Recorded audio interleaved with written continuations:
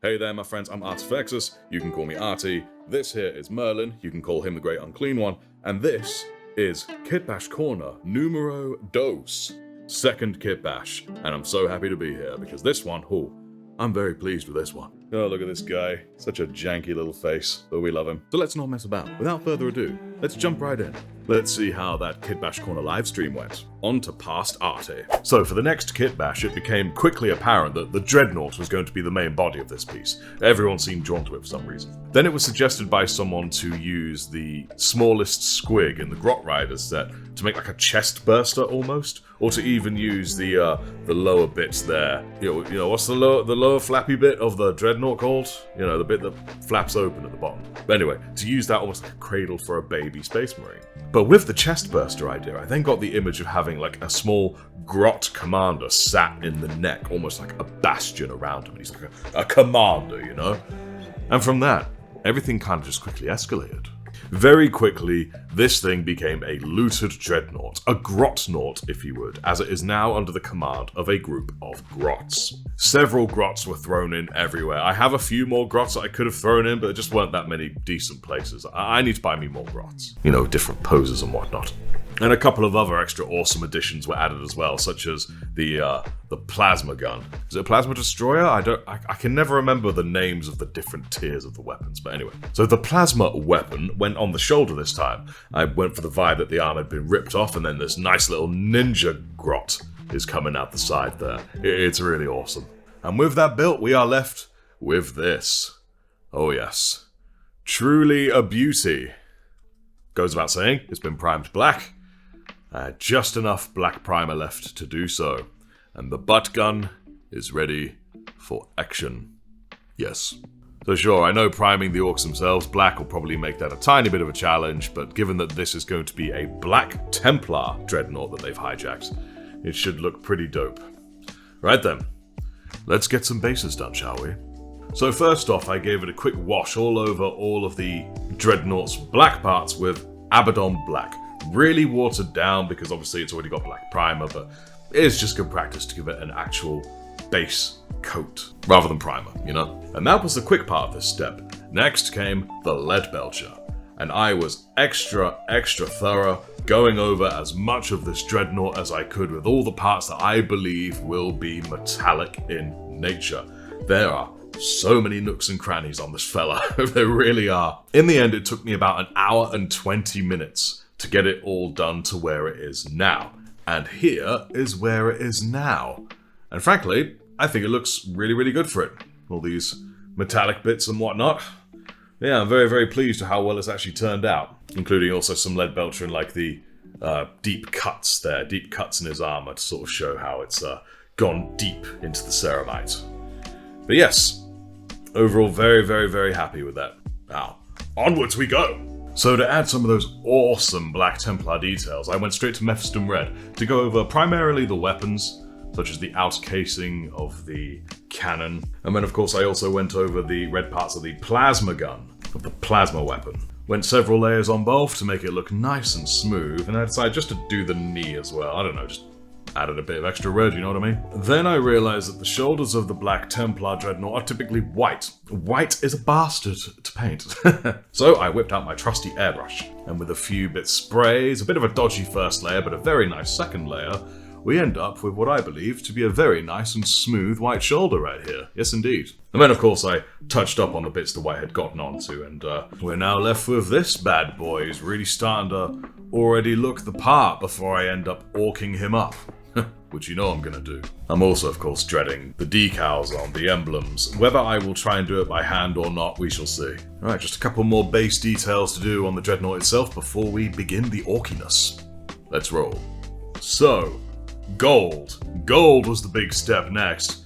Of course, I applied the gold to the eagle on the front, which has been messed up by the Grots, so that was kind of a slap-dab job in order for that to add up. Then, of course, the skulls. Couldn't do this without the skulls, of course. There were 2 on the plasma weapon and 1 on the Gatling weapon.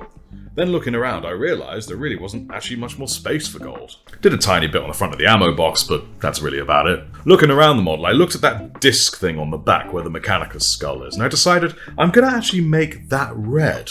So I did. I painted over it red a couple times, get nice and smooth, before actually working on the skull itself. And I genuinely think I'm getting slowly better and better at doing those skulls, because it does genuinely start ending up pretty decent, I think. And yes, indeed, I think we're more or less there with this Black Templar guy, other than a few of the extra details and whatnot.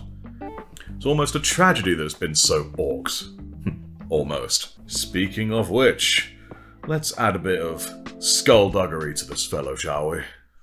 Those of you who really like your Black Templars, you may want to look away for this bit, because it's time to add the yellow.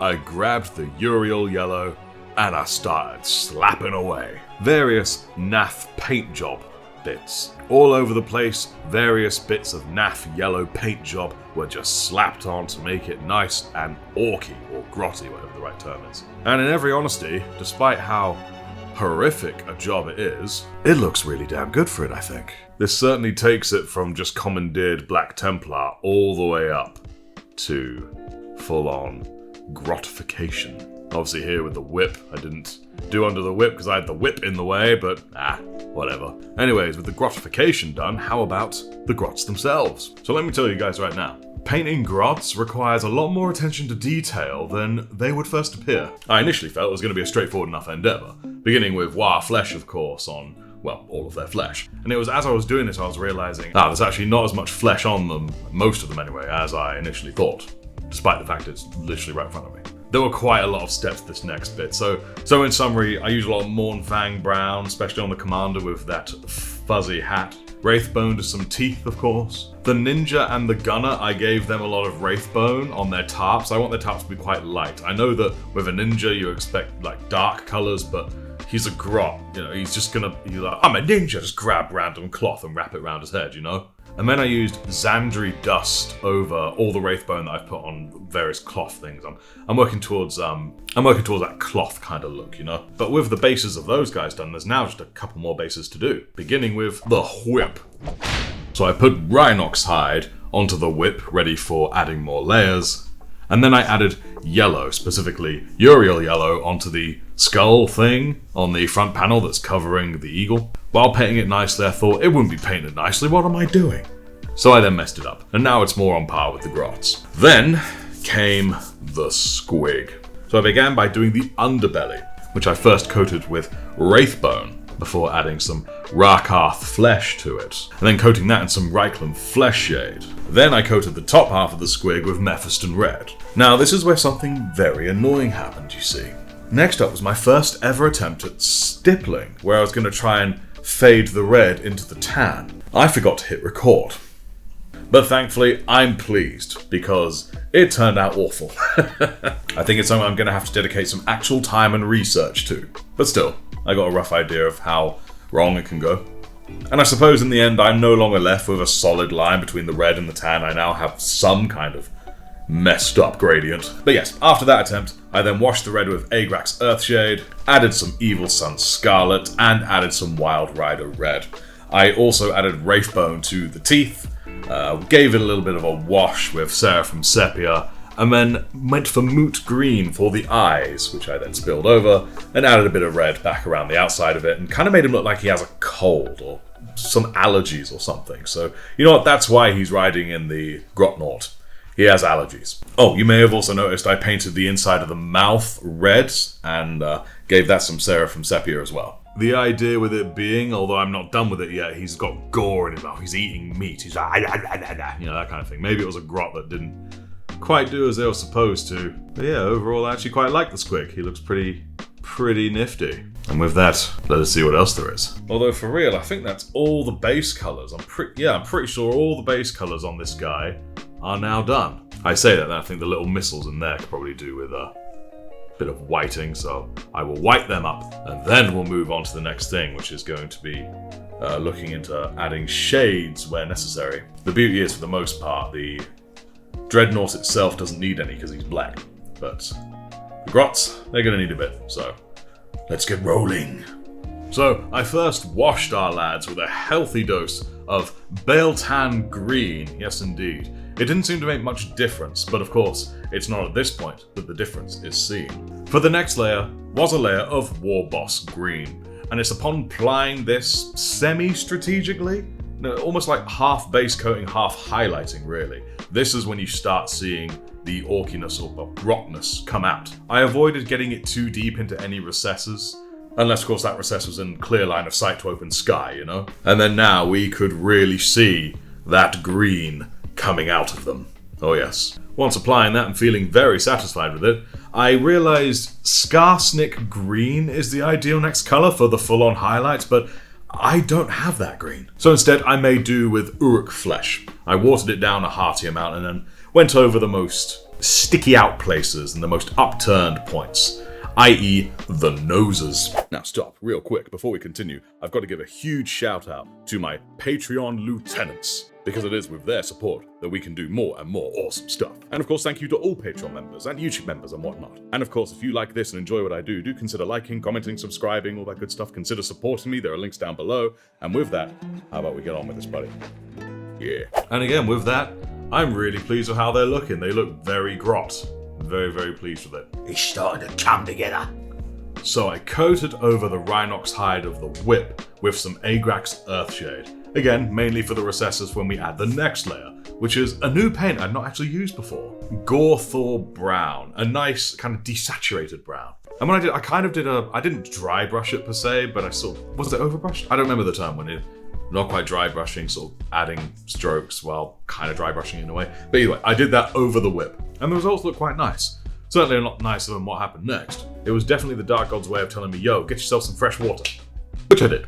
Hey there, it's Future Arty here. Now at this point, my camera and microphone got corrupted by chaos, I think is all I can really say. But thankfully, I remember what I did. I wrote it down like a smart boy. So here we go. I grabbed the Agrax Earthshade and I used it on the cloth and the reds to make them look extra nice and dope. And then it was suggested by one of my sergeants, specifically signed with blood, to maybe green up the Mechanicus skull. Because yeah, orcs like skulls, but green skulls is best. Green is the oakiest colour. Then I moved on to the Reichland Flesh Shade to put into the Squig mouth and also apply to the golds and the metals. Now I know it's not normal to apply Reichland Flesh Shade to metals, it's normally non-oil, but I kind of wanted them to look old and rusted, and I figured Reichland Flesh Shade was the way to go. And to me, it was. And it's here at this point you can really see that chaos corruption kicking in. Looks like corn actually, which is a little bit worrying. I then realized that the jaw on the front had not yet been painted, so I painted that red and yellow. Now it's looking verily orc dope. And it was then at this point we moved on to the highlights. I began with the Dreadnought itself. I highlighted all around, quite nice and thick with some dark Reaper. All around the place. It took quite a while, as you can imagine. I then did the same kind of highlights for the reds using Evil Sun Scarlet. Then once they were all nice and dry, I moved on to a finer edge highlight onto the black parts of the Dreadnought using Fenrisian Grey, because I wanted a nice, cold, clean kind of black. And blue's the way to go for that. Well, not like blue, but sort of like leaning that way. Fenrisian Grey direction. You know what I mean. Then I did similar for the reds using Wild Rider Red. And at this point, I was thinking, oh, it's really starting to look quite dope. And then, going on with the highlights, I did the same for the metals using Stormhost Silver. Even on the rusted bits, because I just can't resist it. Right, and I think at this point, the camera decided to clean itself up again, so back to pasty, which is past arty. Yeah, I'm going to make that thing. Particularly looks good on the ammo box there, I think. Doesn't show so well on this. There we go. I really love how it looks. I also took the opportunity to fix the end of the cannon's barrel. Did the outline of it black as it should be. It's been bugging me for ages.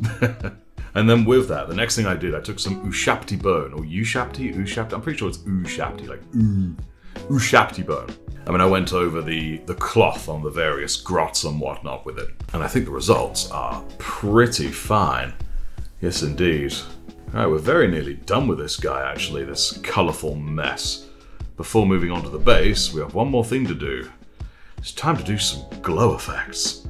So, I began with Altdorf Blue, which I thinned out very much for adding it into my airbrush, which I then, on a low setting, sprayed fairly liberally along the side around the coils of the plasma gun. Initially, I was a little bit worried. It kind of was, I don't know, it was just pooling in a bit of a weird way.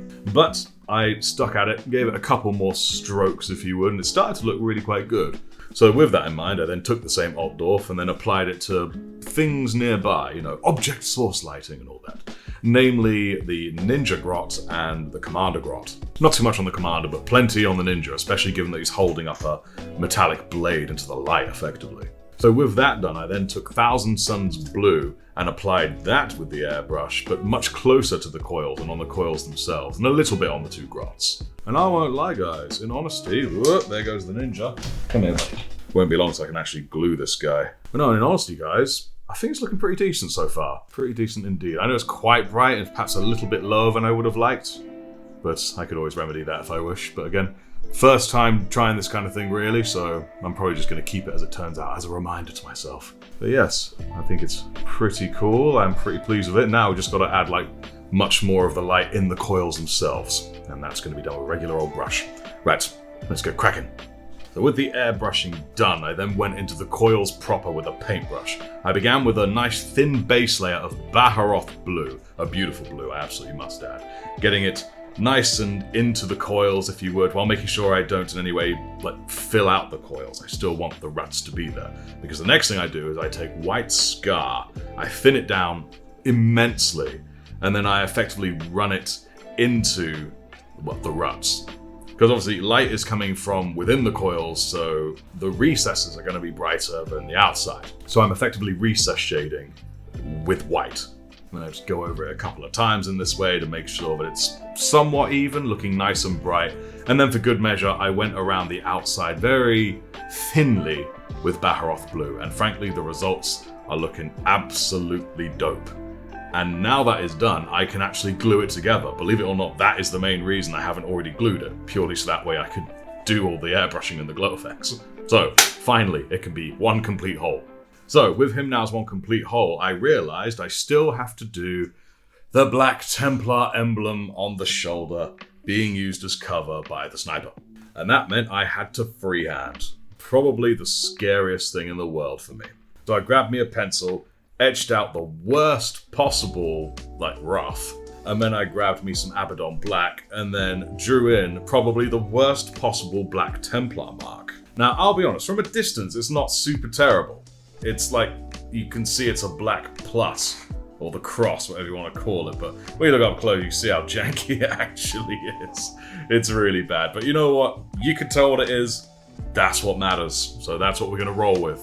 But yeah, with that basically means the model himself is now done. This colourful monstrosity is now done. All we have left to do is the base. And I won't lie, I'm sat here right now and I'm not even actually sure what I'm going to do yet, so let's see what I improvise, shall we?